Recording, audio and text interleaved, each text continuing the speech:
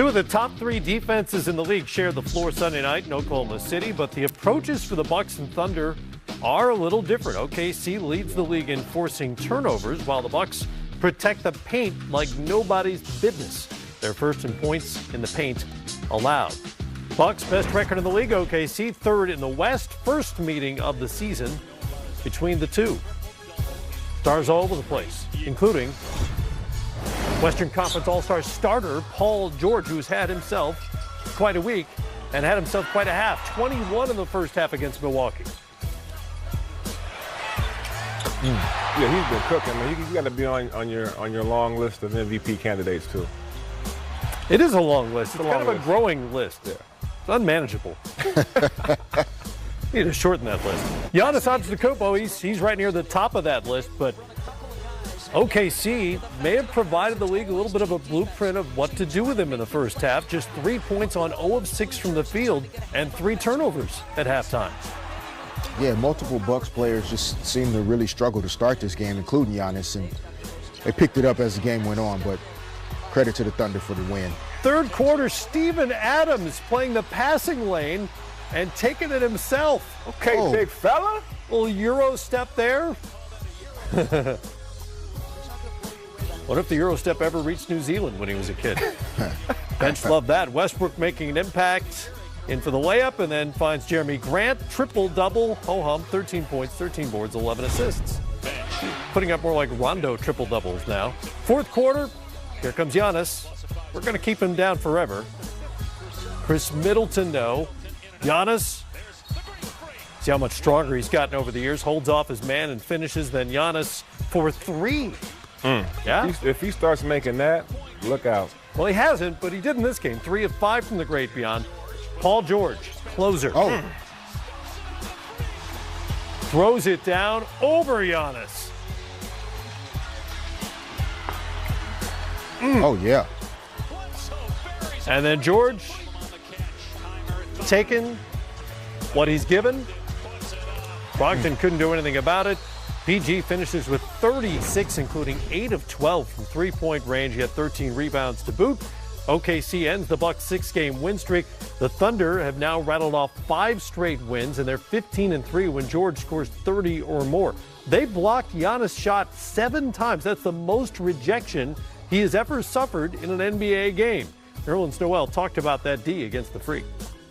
You personally played a huge role on containing Giannis. He had just 3 points in that first half. How were you able to frustrate him inside especially? Oh, just playing my game.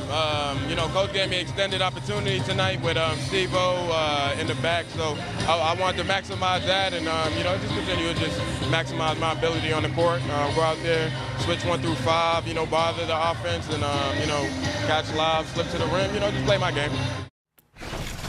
Noel and the Thunder, as I mentioned, may have provided the rest of the league a little something to think about it the next time Giannis Antetokounmpo comes to their town. Well, maybe something to think about, but everybody can't do what the Thunder was able to do today, really because of their length, versatility, and size. Here, as you see, switching, Ferguson on the basketball, but Paul George and Steven Adams inside, multiple bodies clogging the paint. Giannis never really saw clear driving lanes. Here, another screen. Well, Paul George comes over, forces Giannis to get around Paul George, which then allows Noel, even after the travel, to time it up and come get the block. And then, as you see, multiple sets of eyes on Giannis the entire afternoon, really just making it difficult for him to see clear driving lanes. And it's a growth area for him as well in terms of how to dominate games physically with scoring, but also being willing to create passes and opportunities for teammates. But credit guys like Jeremy Grant, Ferguson, Steven Adams on the backside, Paul George. This Thunder team physically on the defensive side is really impressive. Multiple guys with really long arms, and they close down passing lanes really quick, and that's what makes them special on that side of the ball. Maybe easier to draw up the game plan when you have all the length and all those switchable long defenders. Yes, right. Not everybody can do that. Paul George has averaged better than 31 over his last 5 games. He was named a Western Conference All-Star starter this week, and he looked every bit of the part of all that and an MVP candidate. Yeah, he's playing terrific all season long. He's been hitting big shots for them, clutch spot, and also he's been playing great defensively. He's one of the league leaders in steals as well. But you see here, his range is limitless, can shoot from anywhere. clutch shots. Also can create things off the dribble for his teammates. Does a good job of penetrating. And he's playing with Mr. Triple-Double and Russell Westbrook, who has great player right there, by the way, has no problem sharing the spotlight with Paul George, letting him be the leading scorer, taking the tough shots. PG is definitely one of those guys that's got to be on your long list of MVP candidates, but he's been clutch, he's been timely, he's been a great defender. He helps out, like you just saw on Giannis right there in the clip that Fish was showing earlier. Does it on both sides, and he's been a star in this league for a long time and having a hell of a season. Had that game winner last week against Philadelphia, and a couple of times over the course of the week, it's been Paul George who got his hand on a pass that led to a steal, either his own or somebody else's, including in this game, that just put the game away for OKC. Got a Christmas gift this year, the return to form for one of the Splash Brothers. Klay Thompson's efficiency and percentages have been surging since Christmas Day. He explains why and more in this interview with 3D. Klay Thompson is one of the greatest shooters this game has ever seen. Nobody in the history of the game can heat up like this guy can. Here's Thompson for three. Oh, he is on fire. Thompson again. Klay Thompson is 10 for 10 from three-point range. An incredible performance. I want to go back to early in the season.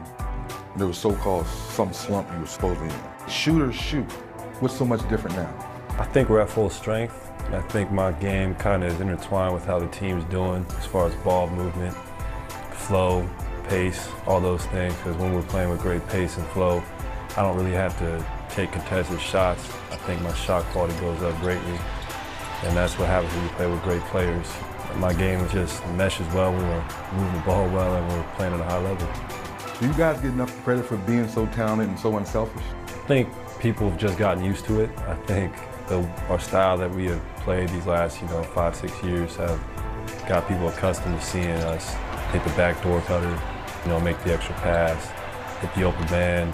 We might not get enough credit for it, but I know people love to watch it. It's more fun to be a part of, and people are just used to it at this point. They just are used to the Warriors, having a 35 assist night with 10 turnovers and, blowing out the competition, but it's harder than it looks. Speak about turnovers. Is that one thing now that pretty much half the season is gone, you guys are starting to tighten up a little bit, just taking better care of the ball? We do this every year. We always start out the year playing a little sloppy, and then Steve always yells at us, brings us back into practice, has us doing passing drills, jump stop, pivot, chest pass.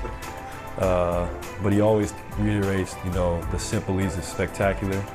And he always tells us when we just make that simple play, 4 or 5 possessions from then, you're going to hit a home run. That's when beautiful plays happen, whether it's an alley-oop to KD, Steph 35-foot pull-up in transition, Draymond throwing a couple oops, Andre catching them. That's when those happen. The boogeyman, Mr. DeMarcus Cousins, is back from an Achilles injury. Here's Durant with it around the screen by Cousins.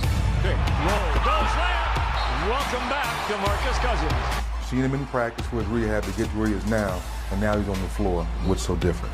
When he was in Sacramento, he kind of had to take the team on his shoulders for them to just be above 500.